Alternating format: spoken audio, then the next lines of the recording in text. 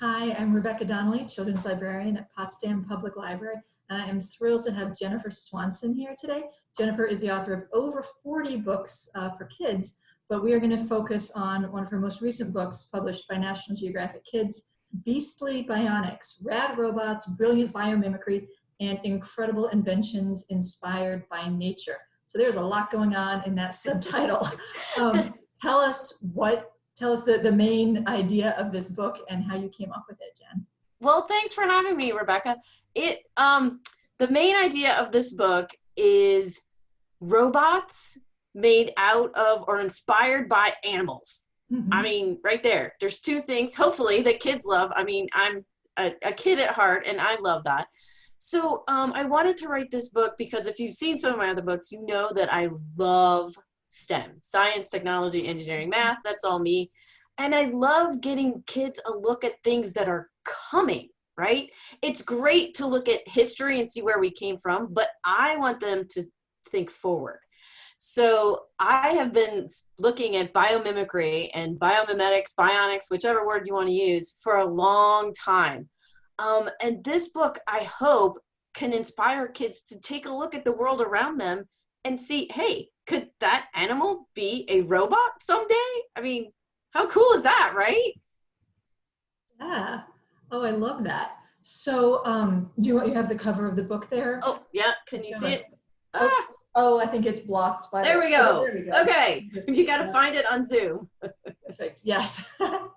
And we can, we'll throw this out there right now. If people want to take a look at your website to see all of your books, can you tell us what that is? Sure. It's jenniferswansonbooks.com. Excellent. Very easy. And I looked at a great blog post that had some really good pictures of the inside. So there was, like, for example, something inspired by, is it a tarantula or some other type of giant spider? There's a spider, yes, that they've actually turned it into, it's almost, I'm trying to remember, it's about 2 feet by 3 feet spider, only it's white. So you won't get scared with all of the hairs and whatever coming at you. But what they do is they use this for if there's been a tornado or a hurricane and like a house or building has come down, it's search and rescue. So even right now, you might know we use dogs, right, to sniff out. Well, the cool thing about the robots is that these spiders can go in and among and all these little tiny tight crevices, but they also have a camera. So they could see if a human is trapped in there or maybe a dog or whatever. And then some of them, they're discussing putting, relay, like walkie-talkies, like being able to talk to the person back and forth, which I think would be comforting for both sides, right? Oh, yeah. So, but that was inspired by a spider.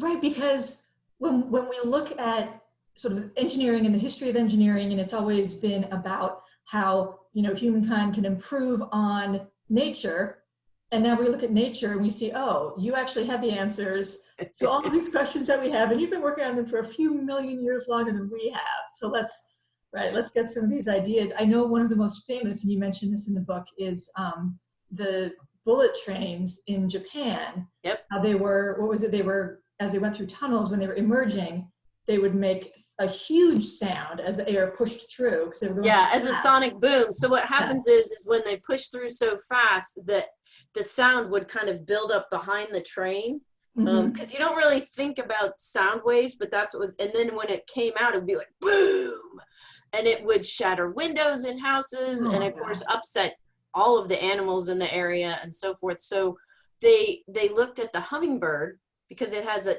beak that comes out like this. If I can do sideways, a beak that comes out like this. So it kind of almost like punctures the invisible sound waves. And so the waves kind of just go back normally, but they don't build up. So there's no big, huge, sound. And these trains travel, what, like 200 miles per hour or something like faster than that? It's crazy. And these are things you don't figure out until you create it, right? Like they had no idea when they created this train that they were going to be making this big problem. So like you said, nature had solved it for us. Right. So all you have to do is sort of look at how, So in that case, it was like the kingfisher entering the water versus the train, pushing through air. So I love that there are so many different ways to approach biomimicry, because some of it is just the shape of something, right? Like that. and some of it is how it actually works or moves. Yeah, one of the coolest ones, if I can give another example, is Yeah, totally. the poison dart frog. This is one of the things I think is so cool. So it actually has 2 layers of skin. When it's just hopping around, it's normal, but when it feels threatened, it actually like has poison come up from its first skin out to the second layer, and animals know if you eat it or touch it, you're going to die. It's very, very poisonous. Mm-hmm. So one of the ideas, which is still being developed, is it's to de-ice airplanes. And everyone's like, what? Now, hold on, I'll get there. So think about this. If you've ever flown, like you live up north, so when you, in this winter time, you have to de-ice the airplane, which means you have to take they put this like big warm foam on the plane to get the ice to come off the plane, because you don't want ice forming on the wings. Well, when you fly, you still get ice forming on the wings, which usually is fine, but can be dangerous. So they're thinking about making like a double layer skin, so that they put this kind of new chemical underneath that'll just sit there until the ice will come down, and then it'll hit that layer and melt. And I know, right? And they got this idea off of a poison dart frog. Now, whoever would have put those 2 things together, I don't know. Yeah, yeah, that is so fascinating. And I mean, like we're clearly full of like our own ideas of, you know, things that we've read. But can you talk a little bit about where you find these ideas? Because I can imagine when you're putting together a book and you've got, is it like 40 different inventions in the book? Yeah, it's close to that, yes. Yeah, so you've got to go and you have to find all of this information. And as you said, a lot of it is still just in development. So when you're doing something like this, how do you start your research? Where do you look? Well, there's a great website, which is called biomimicry.org. And so that is a huge place to start.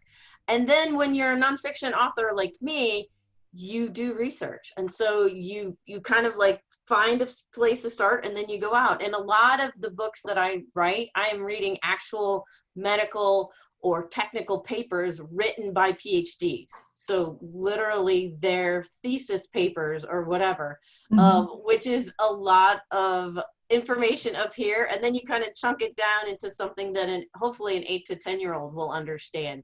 But you find them all over the place. They're in the news. Biomimicry is in the news all the time. If you're curious, just do an internet search on biomimicry and see what comes up. And they're coming up with new ideas like every day or every month.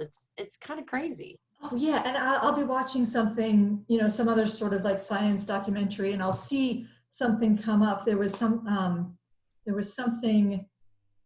based on how what was it, like how a fungus communicates? Yep. You know, the other day, and I'm just like, wow, it's just there's such a wealth of ideas there. What have been, besides the ones that we've mentioned, are there any other of these inventions that just really stand out to you? So there's the spiny-headed worm, which its sole like goal in life is to be a parasite. So it just attaches itself. It has these spines on the top of its kind of worm-like head, and it attaches itself inside, you know, the body of another creature, usually like dogs or something. And so you're like, ew, right? Gross. But scientists are using the spines. They're trying to find ways to create better bandages. So if you have you have a cut or something that you have to get stitches for, or you have an open wound, these things, instead of having to have it stitched, they're like nano size, so nanotechnology, real tiny, and they just kind of stick in there together. It's flexible, and it closes, allows the wound to close without having to have stitches or the glue or anything like that. It's good for the body. They're also looking at like these slugs, and they're talking about making like surgical tape, because these slugs have these stuff that sticks so tightly. Yeah. And they might actually be able to use this inside the body to close off wounds, or like if you get stabbed or something like that. I mean, it's just an internal organ wound or something. Yeah, I mean, it's basically, if you can imagine it, then, and you can figure out how to design it, then you can make it. It's pretty cool.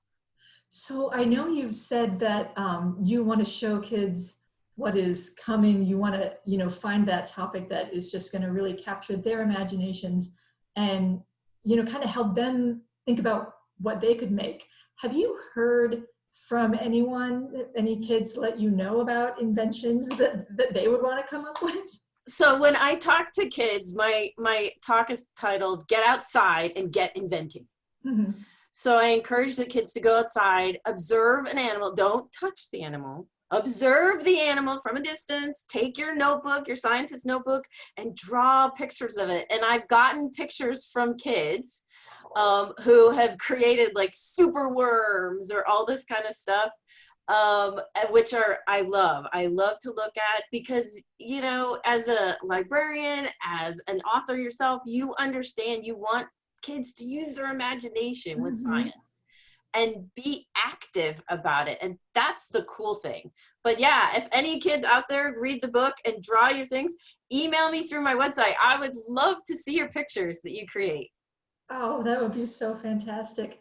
Well, is there anything else that you would want to add just before we go? Anything especially that you would hope that a child reader would get out of this? Just have fun with it, you know, use your creativity. And I hope that you do that with all of the science books that you read, not just mine, but there are amazing science books out there that, you know, what we as authors try to do is get you to read something, learn it, and then think about all of these different things. Make yourself an invention journal. Maybe not biomimicry, maybe just make robots. I mean, whatever. Just have fun with science and STEM. That's my goal as an author. Nice. All right. Well, I hope you get some ideas from this, and please check out Jen's book, Beastly Bionics. Thank you so much for talking with me today, Jen. Sure. Thanks for having me.